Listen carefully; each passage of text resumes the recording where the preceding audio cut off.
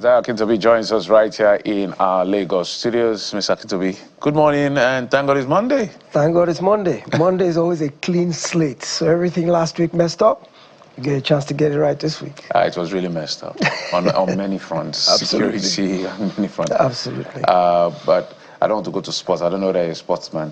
But let's stay with the papers, what they're leading with. Abuja Inquirer leads with economic conversation.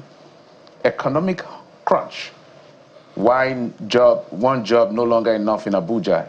Economic crunch.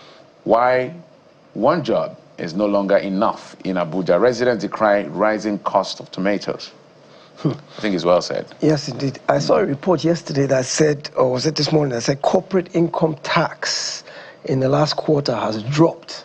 I think that's a very telling statistic that kind of gives us an idea of where exactly the economy is heading. Because if companies are paying less tax, it means they're generating less revenue. It means there's less business activity in the economy. So in a place like Abuja that's very expensive in terms of rent and transportation and cost of living, one job basically can't sustain you anymore. So you find, I read a report where female drivers in Abuja, when they close in the office, they use their private vehicles to transport people, kind of like the kabu of the old days, just to generate a little bit of additional income. So people are having to get creative with multiple revenue streams. A single way of, it's not just in Abuja actually. Yeah, absolutely. In the major conurbations, where cost of living is expensive, Lagos, Abuja, Port Harcourt, the big cities, Kano, you find that a single revenue stream is not adequate to meet the cost of living because your buying power has significantly reduced compared to the prices that are in the marketplace. They say the MBS is going to release inflation figures today. I look forward to hearing that, but to me, that report on CIT is already an indicator of where we really stand in the economy, and no fancy flowery figures about GDP and external reserves, and all those statistics are great, but it doesn't put food on the table. So when you see that business activity has reduced to the point to where companies are paying less tax, it gets really worrisome because companies are the ones who employ people. They're the ones who pay salaries to people. And it is the salaries we generate that we have to spend to make our quality of life better. Economies run on spending, consumer and government spending. So when there's no money to spend, economies can't grow. So employment is critical. And salaries are critical, whether in the public service or in the private sector, salaries have to flow. And there are some states, of the federation that are basically run on the civil service. This is what we call the civil service states, where the economy, the local economy, is determined on, the salaries that are paid every month. That is the cycle, the commercial cycle and nerve of those states, and so that's why the assessment of the subnationals, especially those particular civil service states, must now be based on the creation of wealth, not just on infrastructure development, building of roads and all of that. And so, your analysis is quite trite this morning, especially about that report. By the way, there's another aspect of the conversation, Mr. Akintobi, which is the recommendation by the IMF for the increase in taxes, to petrol, VAT, and others aspects of the economy. I wonder what you think about that.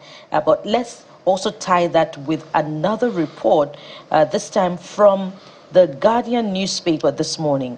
Concerns over assets risks as airports shun comprehensive insurance. It's a page 6 read. Mr. Akintobi. I've always been a bit dubious about IMF and World Bank intentions, and when they release their reports. One thing I do notice is when they say something that's positive, we hail it. When they say something that's negative, we have a tendency to denigrate. At this point in time, they're saying, well, to generate more revenue into government's coffers, you need to begin to charge taxes. Even they're even talking about telecommunications. It's not just, So these will add a bigger strain on Nigerians, definitely. Nigeria already has the largest number of poorest or poor people, per capita in terms of our population. You don't want to overburden with additional taxes. I remember this government has always been accused of being a tax and spend government, that this government, if we could tax the air we breathe, they would do that. So for IMF to now be recommending that they put additional taxes, which would be extremely burdensome on working class Nigerians, I think that we don't necessarily have to always listen to the prescriptions of international agencies. Each and every time the IMF has brought a prescription for our country, we've always been in dire straits after the fact. So I think we should look for homegrown solutions. And I think we have very capable people, the CBN, Governor Cardoso, the National Revenue Service, Zacchaeus, Minister of Finance, Oyedele. You look at all these people, they're eggheads who are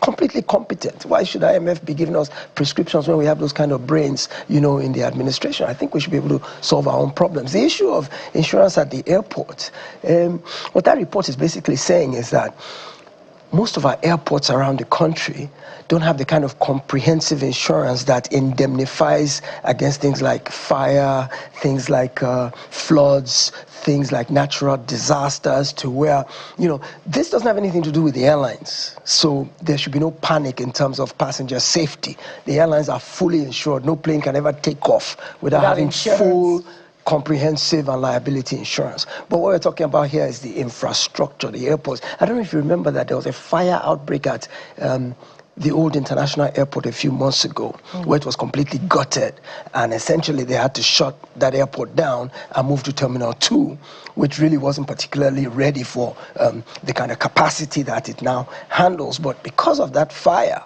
they had to shut down that terminal. And what that report is saying basically is that against those kind of disasters, we don't have comprehensive insurance. So what you'll find is that it's the government, which is why they said, we're going to tear it down and rebuild it from scratch. That is going to come from the government's pocket when it could have been paid off by insurance, by an insurance company. I also read as part of that report that, take for example, when bird strikes occur, and we've had several incidences of bird strikes recently. And when something like a bird strike occurs as a plane is taking off, that liability really should belong to FAN or one of the government agencies. But because they don't have this kind of insurance against such unpredictable natural disasters, the airlines end up having to pay for the repair to their damaged equipment. And guess who ends up paying that cost? It'll be the consumer, the traveler, because by the time the airline uses its money to pay at the end of the day, because the airline's insurance may not necessarily cover it against a thing like a bird strike, because that's a natural disaster that's unforeseen. It's not a mechanical failure, it's not operator failure, nothing like that. So it's quite possible that to ease the burden on the airlines, the government could take responsibility. After all, it's within the government's environment. Shouldn't we be asking NCA some questions? NCA is a regulator. Shouldn't the NCA be ensuring that these airlines have these very crucial insurance documents? I'm sure they do, but what I'm saying is that if that kind of thing happens within the environment of the airport, if the airline covers it on its own, its premium will go up. And for its premium to go up, its ticket sales have to compensate. So in such a case where the airline industry is already under duress, aviation fuel is expensive, cost of doing business is expensive, government could indemnify them and say, well, this occurred in our space, on our own environment, and we're supposed to make sure that you have clear airspace with which to operate. So since this happened, we'll cover it for you if government had the comprehensive insurance we're talking about. But by virtue of the fact that they don't, the airline will now lean on its own insurance, which will increase its premium, which will now increase its ticket prices. So essentially, Nigeria has this attitude generally. It's not just the airport, it's not just the government. We have this attitude of, it's not my portion. Something bad is not going to happen to me. That's why insurance is not a thriving industry, because we believe we are protected either by the blood of Jesus or by, whatever the case may be. And so bad things will never happen to me. So why do I need to insure? But that's a short-sighted view in reality.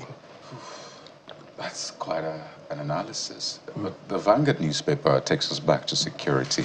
Yeah. And just before I take that, I must acknowledge the story just at the top of the front page of the Abuja Inquirer. I recall last week the Abuja police celebrated the rescue, in their words, of abducted victims, I think in Biazin, Buari Area Council of the nation's capital. But what we're seeing here is quite different, because it says families fault police over rescue of abducted Abuja residents. Say 5 million naira was paid for each abductee. I'm just going to leave that out there because it's what we hear time and again. Time and again, the family will tell you, we actually paid ransom. Yeah. I don't understand what this talk about rescuing them is. We paid money and they were released. Maybe, but I think the police must clear the air on this because you can't be celebrating someone else's victory. I mean, what's the point? But Vanguard newspaper, which is where I was going to, but I needed to mention that the police must be transparent about this. The Vanguard newspaper leads with security as well. Bullets before ballots. Insecurity threatens 2027 polls. And the numbers are quite telling. 222,000 dead in 20 years. 5,272 killed in 5 months of 2026. INEC, Falana, Adeniro raised red flag.